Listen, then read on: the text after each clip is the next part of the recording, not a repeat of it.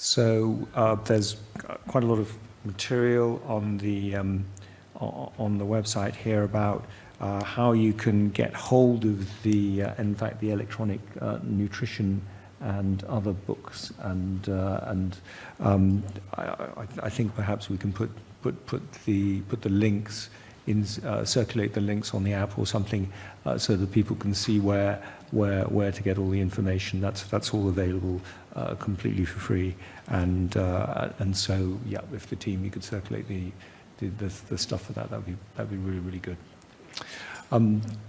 I'd like to. We have a question. Oh, we have a question now. I'm so sorry. Yes, please. Please, Raquel. Hi, my name is Raquel Peck. I'm representing the International Liver Cancer Movement, which is an initiative bringing together patient organizations, pharmaceutical companies, medical societies, and so on, to advance what's happening, or not happening, in liver cancer. So I guess two things. First of all, congratulations, amazing efforts, and we would love to have you all on board. So this is not only you, but everybody here to join us at the International Liver Cancer Movement. But back to the question, I just wondered, what is a top challenge for you? I mean, like, I've seen many, and I've seen all the work you're doing, but would you be able to pick a pressing area of work and perhaps look at everybody sitting here today, how people could help you? Thank you. Thanks very much indeed. Stacey, what did you come up with in your brainstorming session? That's what it was, wasn't it? Yes, John.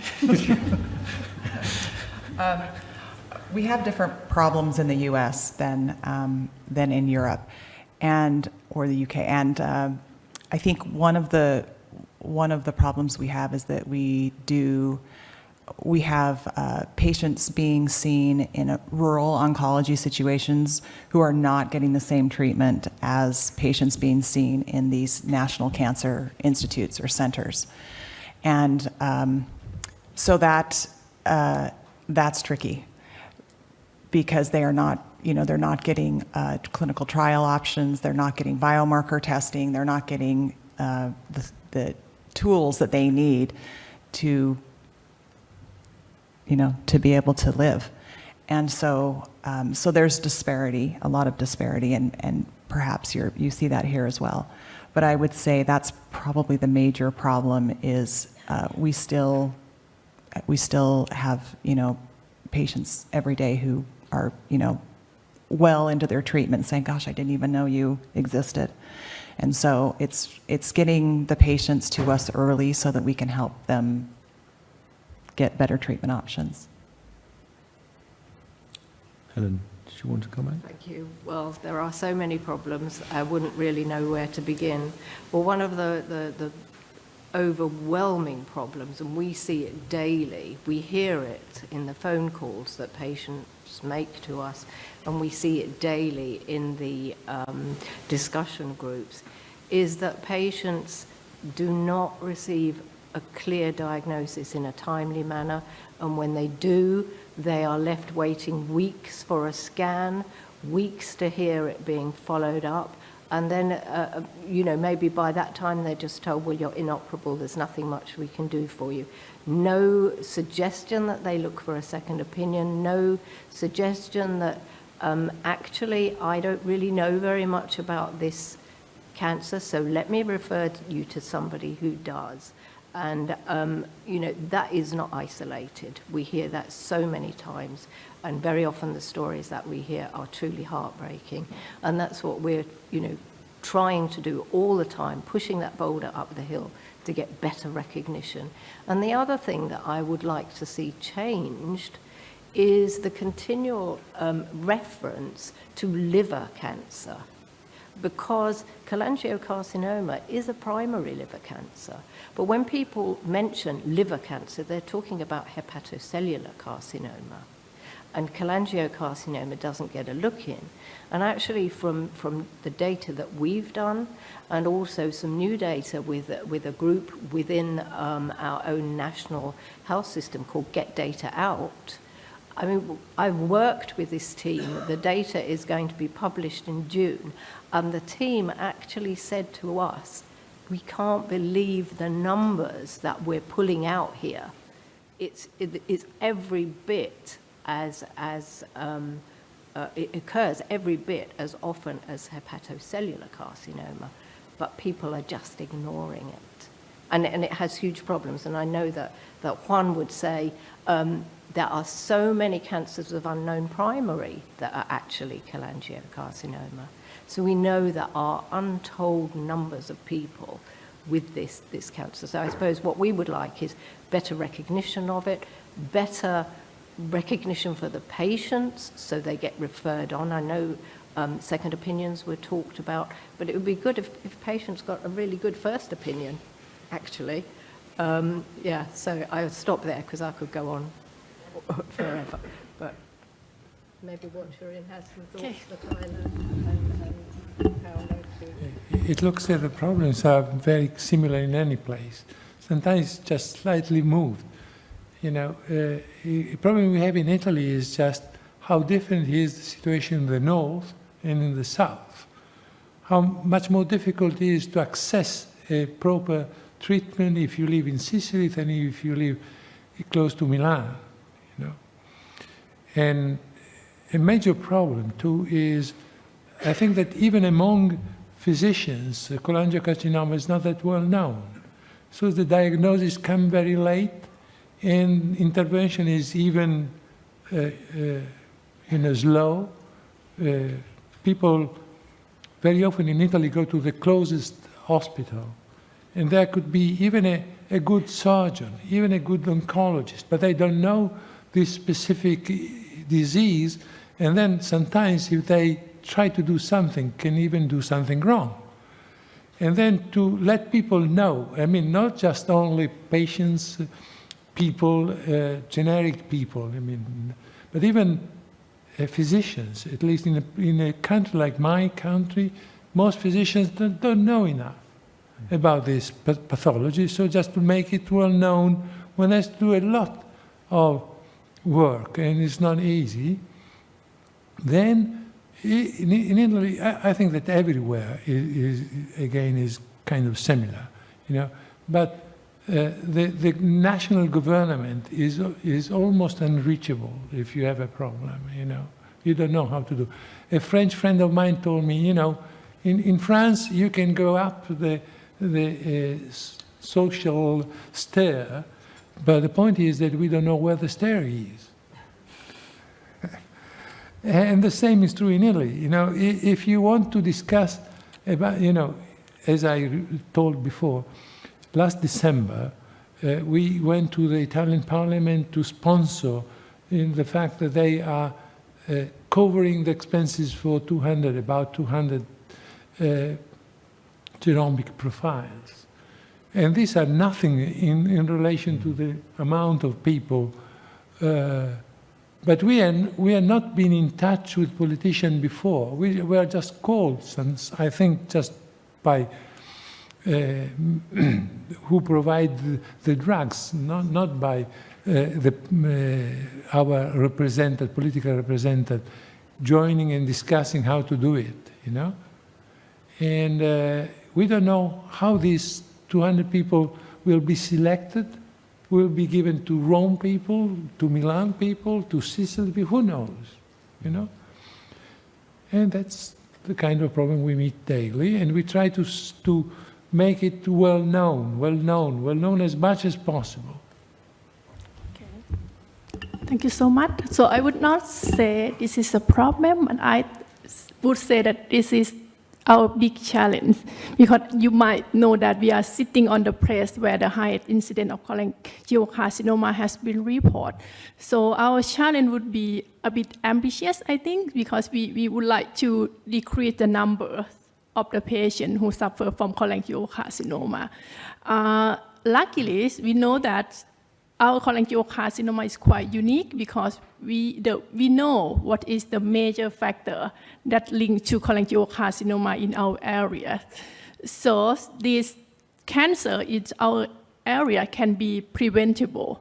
But unfortunately, eating raw fish, which is the major source of liver fluke infections, is related to the habit.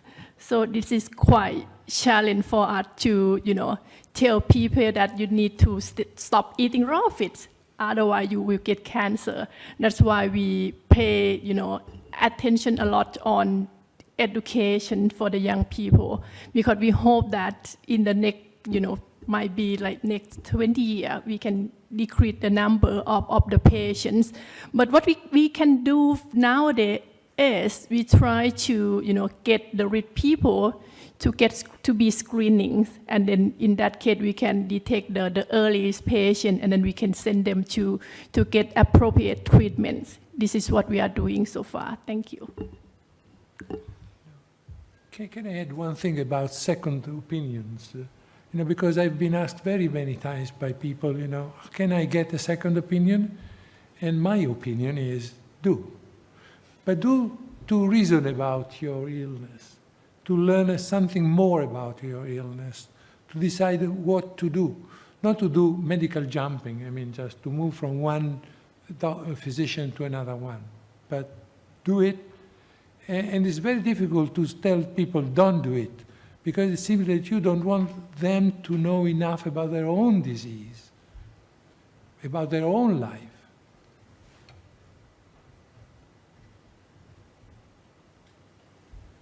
Great, thanks very much.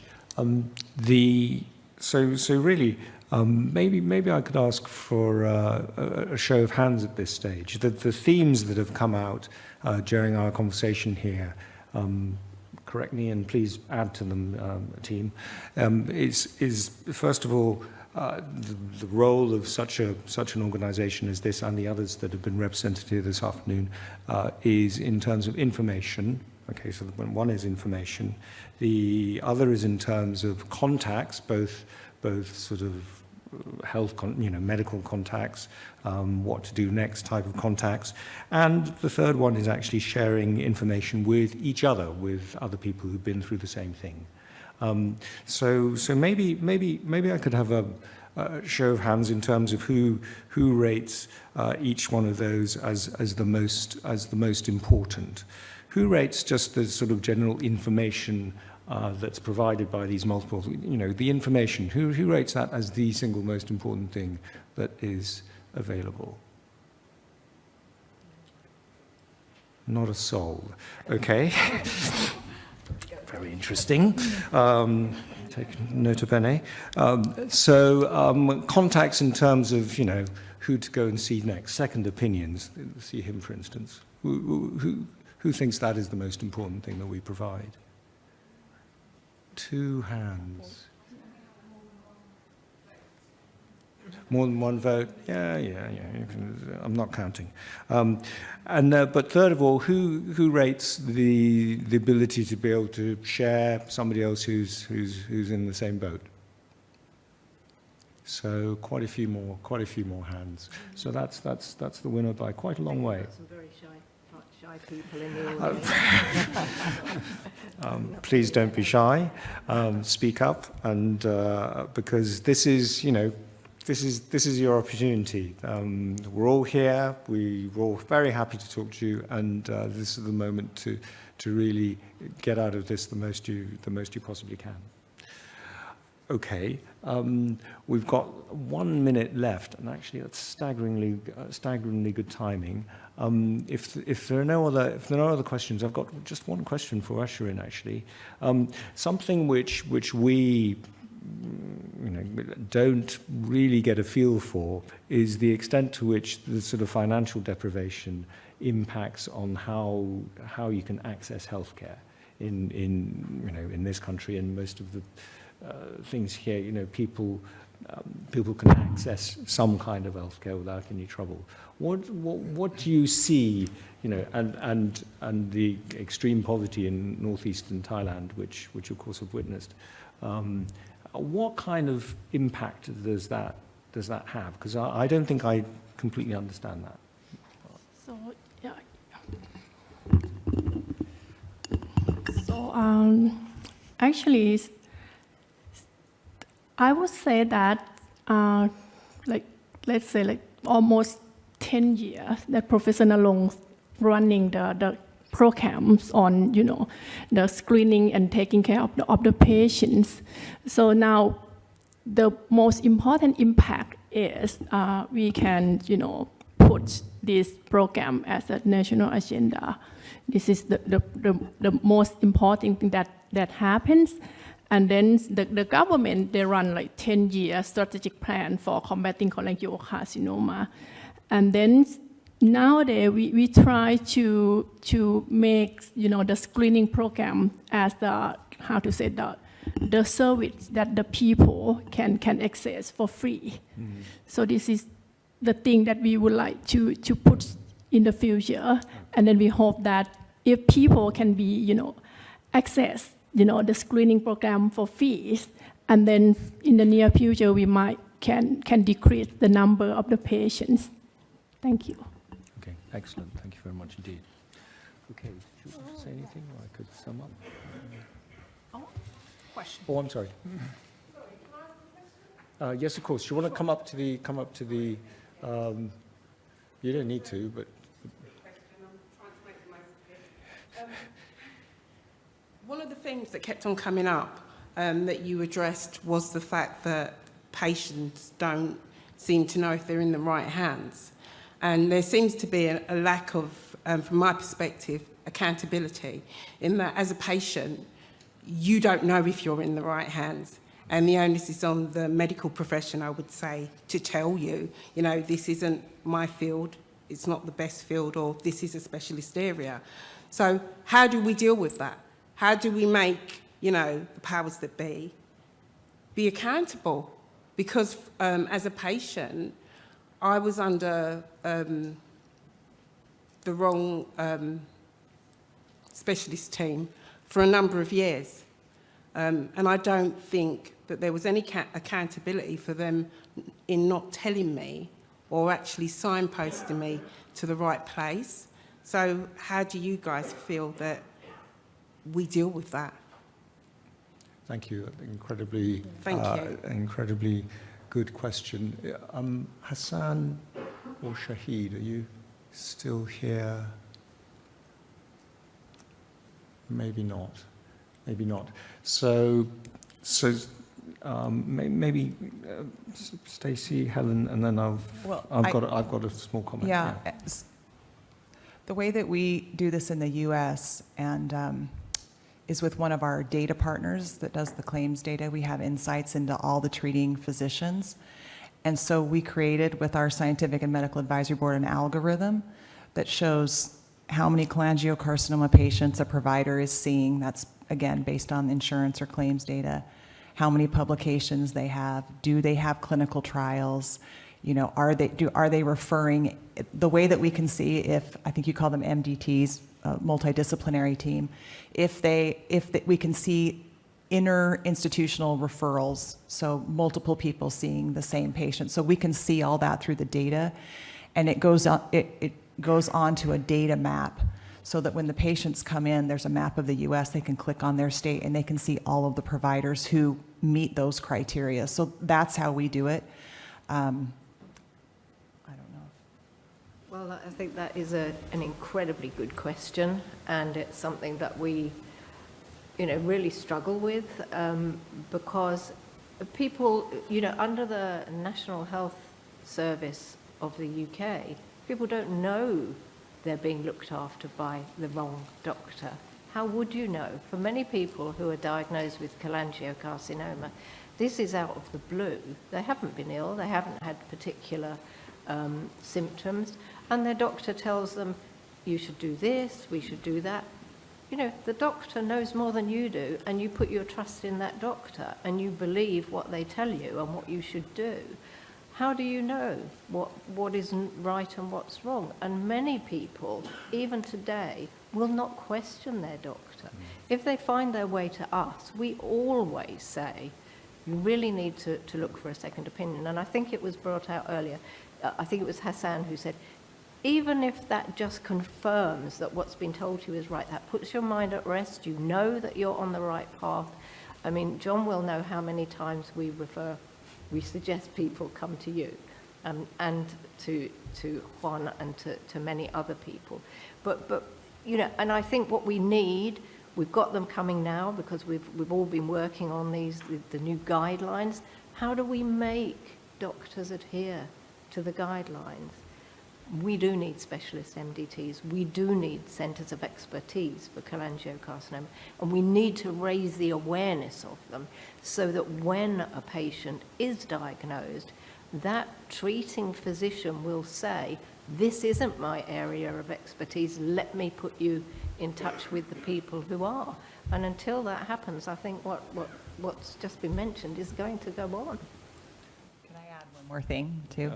I just say that we have many patients who will contact us and say that their oncologist is not on the list. They know that's an objective, right? That's a very objective thing, and they will argue with us that their oncologist that does not meet those criteria should be on that list. So they're choosing to go with someone that they're comfortable with rather than someone who can objectively be called a specialist. You just have to keep that in mind. Juan Valle. Yeah, just a very brief comment, really. I'm all for empowering patients and patients seeking a second opinion, but I was really struck by your comment, Helen, that we need to make sure that patients get the right first opinion. And this is, I think, where we as a community have to take the responsibility, and I'm looking at clinicians around the room. You know, we have to take the responsibility to make sure that cholangiocarcinoma isn't something that people don't know how to handle and is rare. You know, absolutely, you're right, Helen. We need to make sure that we get the education out, we get the pathways sorted out so that the good first opinion means that the treatment is right at the first time. Just a comment. Okay, excellent, thank you. There's a couple of further comments on the chat here. Appointments with medical professionals took such a long time. Delays had an adverse effect. There's the timing thing. I don't know if that's sounds like a UK comment to me, rather than something. Completely agree. Lack of urgency. I'm not sure that's just post COVID. And a comment about faster diagnosis. Do you want to perhaps a final comment about that, because we're way over time? Well, I'd really like to see better access to liquid biopsies as well, because, you know, the ordinary tissue biopsy can be so difficult to get with cholangio, and sometimes there isn't enough of it. So we're going to hear a little bit about liquid biopsies tomorrow, I think. Yes, tomorrow. I'd like to see that sort of accelerated. I have raised it with Professor Peter Johnson, but he says, well, you know, the data's not out yet, so let's wait for the data. I think the Gallery trial and so on is showing good enough data, and with the Gallery trial, which uses blood to check for circulating DNA, that actually can identify not only just cholangio, but 3 different types of cholangio. And it's right up there in the ones that are best diagnosed. Let's have it now. Okay. Okay.